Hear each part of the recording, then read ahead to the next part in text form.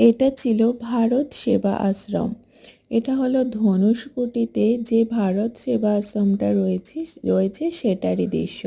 খুবই সুন্দর একটা পরিবেশ। আমাদের এই প্রথম অভিজ্ঞতা কোনো আশ্রমে এসে রাত কাটানোর। তবে পরিবেশটা খুবই ভালো, একটা নিয়ম শৃঙ্খলার মধ্যে এখানে থাকতে হয়। তা আমি এখানকার আশ্রমটাই তোমাদের সামনে তুলে ধরলাম, দেখে নাও।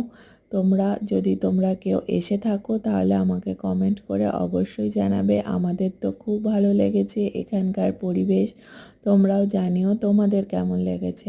তাহলে দেখতে থাকো।